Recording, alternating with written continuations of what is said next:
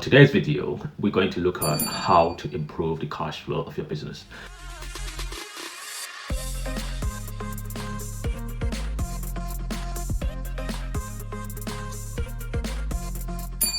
Now, the cash flow is the net income or the net amount of money coming into your business and also leaving your business within a specific time. As a business, this is very crucial for you. You need to be able to control your cash flow. Otherwise, things will go downhill quickly. Now, today we are going to look at 6 different ways you can control your cash flow. And there are a little bit of tactics in there as well that I will be mentioning in this video. Prepare every step in the 6 steps. There are a few tactics that you can follow to be able to improve your cash flow. Now, having said that, some of these I do not practice. A lot of them I practice in my businesses. I'll be telling you what I practice and what I do not practice, and the reasons behind why I don't practice it. Not that they are no good. It depends on your situation and the stage of your business that will determine whether it's worth it to practice or not. So let's go through them. Number 1 is to speed up the cash coming into your business. The more the cash is delayed coming into your business, that means your business is starving. Your business needs that funds to operate. Even if it's not going to use that money to operate, at least it will be in the business accounts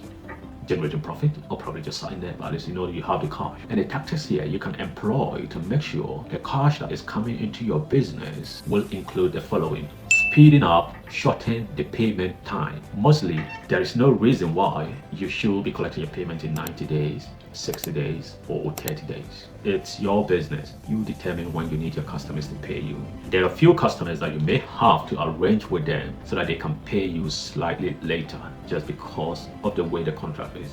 Bear in mind, you will equally be negotiating with some of your suppliers or the companies you work with to also delay payment. So there is negotiations between them. But all in all, there is no reason why everyone that works with you has to pay by 30 days or 60 days or 90 days. Most of our things, we do them pro forma. You pay before you actually get a job. In most of our businesses, we actually do it pro forma. You pay before you get the services delivered. A few of them are on the same day. So after the service, you make payment on the same day. Especially in our auto repair center, it's the same day. You collect your vehicle, you make payment, and you drive away. And engineering businesses, we tend to give some people pro forma, some people 30 days, and few people 14 days. And that is the way we are running the system. Just because we don't have to have a flat term, just because we don't have to use the same term for everyone. The customer have to earn their way in. So you need to be able to change these payment terms and make them adjustable so that if the customer has not earned enough trust with you, you can let them pay in advance before the work is done. If you have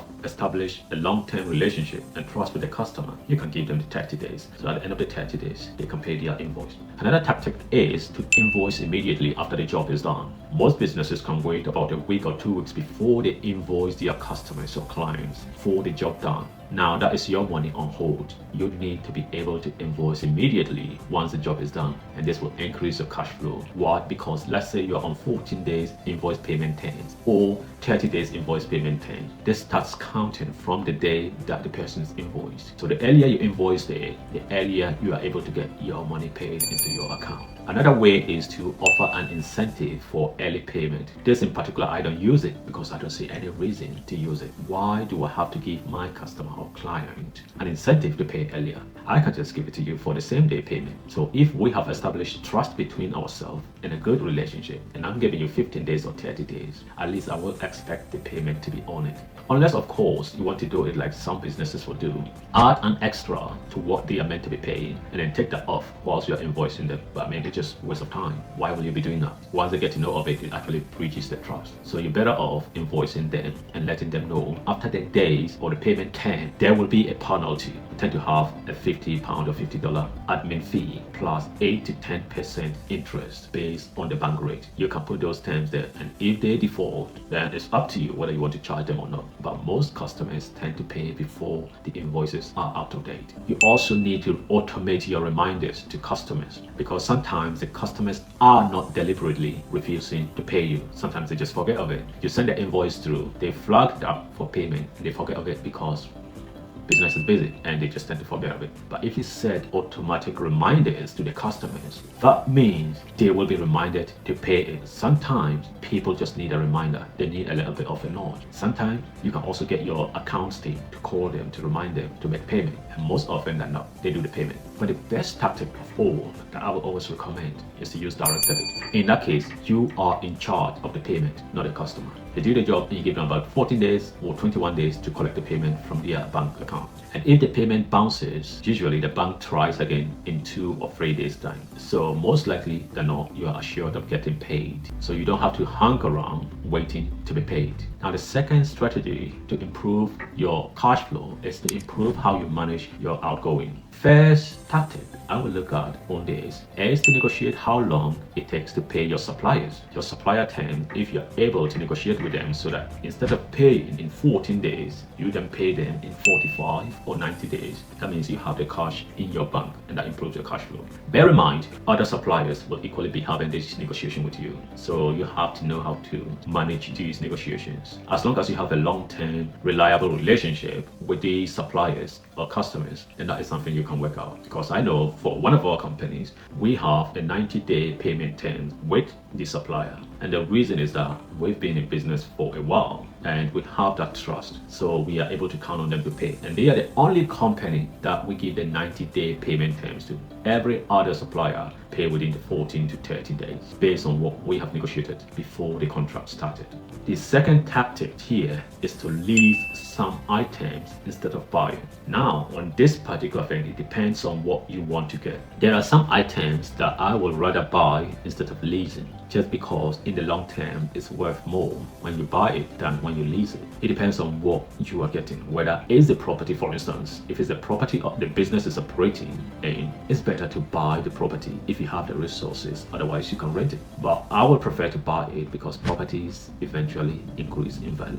Other things as well, sometimes you consider leasing will be vehicles, especially if you have to change your vehicles every few years. For newer vehicles, then it's better to lease instead of buying them. But machinery, I would prefer you buy them. I personally would buy them because most of those machines last for 20, 30, 40 years. So you can imagine leasing the same machine, even though probably in 5 years you will get a new machine depending on the situation and the terms and conditions involved. But I would rather buy the machine, pay it for 5 to 10 years, and after that you own the machine for the next 10 or 15 years. It will still do the job. You don't have to follow technology to change your machine every 5 years unless if really necessary. But vehicles, you may need to change the vehicle after 3 years before it starts developing for that will cost you money. The other tactic to manage your outgoing is to pay your bills on the due date. If it's late, you might incur penalties and you'll be paying extra. So don't let it be late, but pay it on time. Don't also pay it earlier. Set a reminder and then pay it when it's due. At least the money will be in your accounts for other transactions until when it's due, then you can pay it. This other tactic I'm going to discuss next. I don't use it. However, I know other businesses that I'm working with that use this. And it works for them. If it works for you, you can use it. If it doesn't work for you, let it go. Some businesses buy their supplies in bulk or have a sort of partnership that 3 or 4 businesses will buy in bulk and then share it so that when they buy in bulk, the price is lower than when you buy individually. That is one thing that most businesses use, but personally, I don't use this because I don't want to buy things and store them for use and taking space just because I'm going to get it a few pounds or dollars cheaper. I just buy what we need for use. And then when the time is up and we need more, then we buy more instead of just spending money that should be doing other things. So it's up to you. If you want to buy in bulk, save some money, and then have them taking space, it's up to you. Or you can buy it when you actually need them. And one thing, even I have made such mistakes, is to always check your outgoings in your bank statement. Go through your bank every month or quarterly, or at least every 6 months, just to check your outgoings. You'll be surprised some subscriptions, you don't need them, but they are going out. You may think it's just $29 or $79 or pounds, so it's not enough. But add that for a year, 2 years, and 5 years, and you notice that that is quite a hefty amount going out. So keep checking your bank statements and canceling all the things you don't need.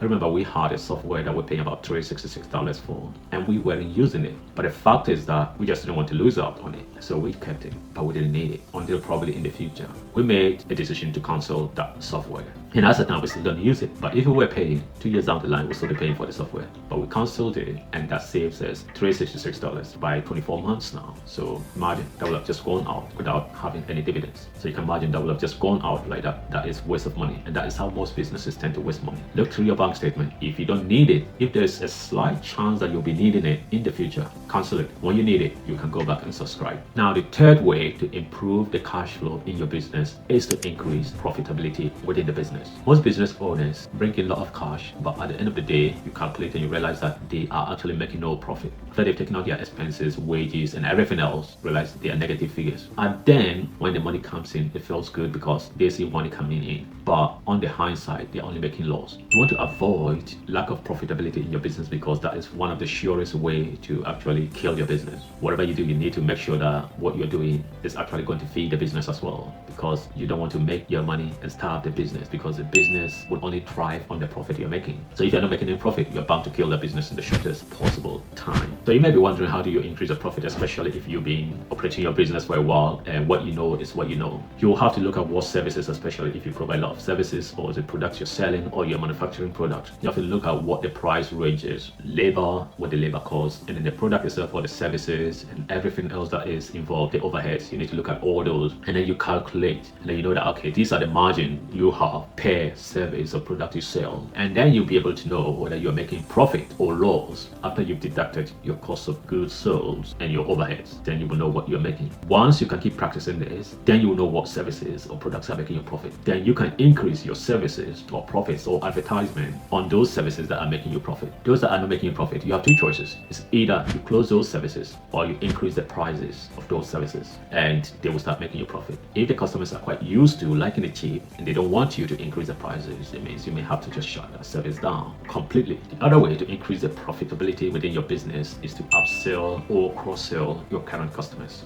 One of my mentors ever told me, first money is difficult to get, second money is easy to get. What that means is, before someone buys something from you, it's very difficult to get a person to buy them from you. But once they buy, it's easier for them to do business with you because they can now buy from you over and over. Before the first dollar goes out, it's difficult, but afterwards it's very easy for them to buy from you. After they buy from you, make sure you can upsell them something else that will complement what they bought, either at the same time or in the future. In this case, you don't have to run advertisement anymore because you perhaps should have their details. You should be able to contact them either via email or phone call to offer them what they've got. But the best thing is, after they've got what they're buying from you and paid for it or about to pay for it, you can offer the upsell. Then that might be as small as £30, but it makes a huge difference to your profit line at the end of the day. You also need to constantly checking your prices, reviewing your prices, and matching your prices to the current demand. I've worked with businesses that haven't increased their prices for about 5 to 6 years now. Since 2019, they've never increased their prices, and they are scared to increase their prices because they feel like they will lose their customers. If your customer loves you, they want to save money. If they care about you and want you to be in business, they will appreciate it that you increase your prices so that you can be in business and support the community or the area that your business is located. And in terms of that, I'm talking about a local service or a local business. If you're a local business like a dentist or an auto repair center,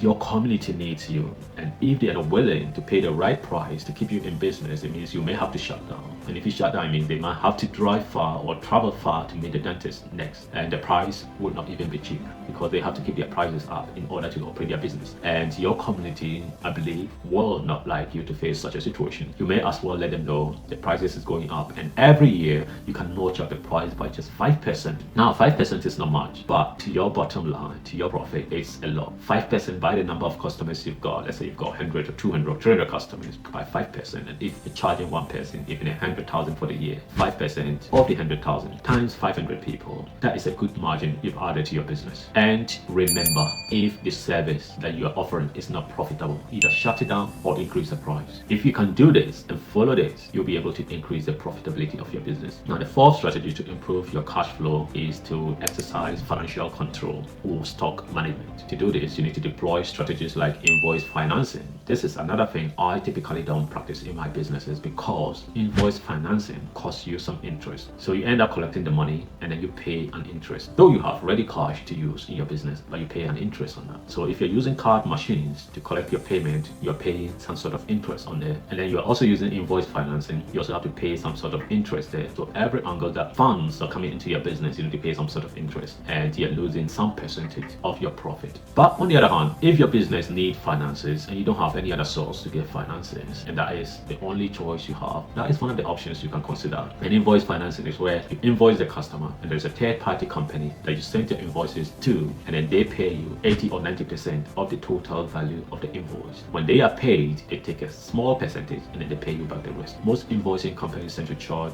in the average of 3% of the total payment or the total invoice value. So that is 3% of your interest that you're going to lose on that invoice. You can also apply for a credit facility. This is probably much more better than the invoice financing, in my opinion, of course, just because you don't have to use it. You just have the cash, and the fact that you have probably 100,000 or 200,000 or 50,000, 10,000, whatever it is, flexible cash that you can use at any time. That is a bit of a leverage. You may never use it, but at least you've got a cash there that you can always withdraw at any point. And there's always a high interest on it as well, but the chances of you using it probably zero. And when you use it, you just pay it off with the interest. You can also look at asset financing as another way to improve your cash flow. And this is when you're looking at buying machines, like for instance, in engineering businesses, the machines are quite expensive, especially if you want the top grade machines. They are quite expensive. So you're better off buying on invoice financing, and then you pay the financing companies in bits monthly until the entire machine is paid off. This saves you a lot of money. It means your money can be saved in the bank and you can use it to develop your business without having to spend it on one machine, right? A typical example is if you buy in a machine that is worth 200k and you've got 250k in the bank, and you use the 200k to buy the machine, now you're only left with 50k. Whereas if you use asset financing, probably you only needed to pay 10,000 or 20,000, and the rest is spread across 2 years or 5 years, and then just pay it in bits. So the business makes money, pay for the assets, and so make the business money without you having to spend cash. You also pay interest on this, but it's worth every penny of it. So you don't have to expend your cash upfront. At least you know you pay in chunks, and the rest of the money can be diverted into other investment to grow the business. The other thing you need to exercise under financial control is to know your break-even point. Now, when I say break-even point is knowing how much you need to make in your business per month in order to break zero. So your outgoing minus the income equals to zero. This is your break-even point. And once you know your break-even point, you know what you need to do in your business to increase or to go past that break-even point. And for some months, if you are not meeting that break-even point, let's say it's 200,000, if you've only got about 180,000 instead of 200,000 to break even, you know you're in trouble. You know you need to ramp up things. Knowing those numbers alone will help you to plan your cash flow and to grow your business faster. You also need to develop a habit of having weekly revenue review, where your profits are, how much came in, which invoices are outstanding, why are they outstanding. Your accounts team should be able to give you those numbers every week so that you know your business financial state. There are a lot of other factors you can go into, but these are the key ones and the ones that I tend to use. There are a lot of other factors you can consider, including government grants, etc. But those are the things I use. And ideally, what I want to do in these videos are to share with you practically what I do in my businesses. And then you can also implement these, or you can add some of the others that I haven't mentioned, but they are viable. You can add them as well, but at least you know these are working because these are what I have practiced. So I know they work for you as well, irrespective of your industry, because we have businesses in multiple industries and they work across board. Now, the fifth way to improve your cash flow is to build recurring income. A lot of businesses, you can put a subscription model in place to help customers to spread their costs across the year monthly. So you know every month you've got some funds coming into your business, as to whether the customer comes in or not. But when they come in, whatever the bill is, the subscriptions that they've signed up to covers their bill. A lot of businesses, including dentists, these are formulas. These are tactics that you can put in to ensure that you have that predictable cash flow. So you know how much is coming in based on the number of subscriptions you have, and any job that comes in, double becomes a bonus, but you know at least your baseline of what you'll be earning at the end of the month if no one comes through. You can also establish a long-term contract with your customers. So instead of working with them on ad hoc basis, let's say you're a lawnmower and you go to the customer whenever they need you, why don't you give them a 2-year contract? So instead of them paying you every time you go out $90 or $120, why don't you give them a long-term contract for $50 every month, but for the entire 3 years? So they have a contract, and you know that every week or every 2 weeks you are out there and you're working with them, and at the end of every month they pay you the flat rate, $50 or £50, and that is you sorted. But you know you have them for the next 3 or 5 years. They are going nowhere because you have that contract in place, and this ensures that you have that regular recurring cash flow in your business. Now let's move on to the last strategy, which is the sixth strategy of improving your cash flow. This is what I call the human-to-human interaction interaction, building a relationship with your customers. One thing I found out is your cash flow will improve drastically if your customers trust you and find you reliable. So you need to establish a system of keeping an open communication with your customers. And if the communication is open between your customers and also with your suppliers, they find it easy to trust you, they can rely on you, and they are happy to give you the 60 days or 90 days payment terms, knowing that you will pay at the end of those terms. Also, feel free to share your growth plans and limitations with your customers. I'm sure from my experience, mostly they don't mind. They want to hear how your business is developing, especially suppliers that have got bigger business than yours. If you can share those information with them, they'll be happy to help you climb up the ladder. They will help you to find solutions around. They will help you to improve your cash flow. They will give you longer payment terms. They will support your business. So these are the 6 strategies I use to improve the cash flow in my businesses, from cleaning, dentistry, engineering, consulting, auto repair centers, and a whole lot. We apply these strategies in our businesses to improve the cash flow and to build up the businesses. Your cash flow is king. Cash is not king in your business. Your cash flow is king. So you need to be able to manage your cash flow so that you can grow your business. If you found this helpful, please subscribe to this channel, and we'll continue to load up more of these videos, and practical videos that we are applying in our businesses. And if you need help with any of our consulting or marketing business strategies or adding great talent to your team, feel free to contact us. There'll be a link below. You can book a call with us, and either myself or one of my teams will have a chat with you to understand your situation, and we'll give you a roadmap of how you can escape or overcome the challenges in your business. And if you need help after we've shared a roadmap with you, feel free to let us know. Together we can help you to overcome the obstacles in your business and to grow your business. Thank you once again for listening. I appreciate your time.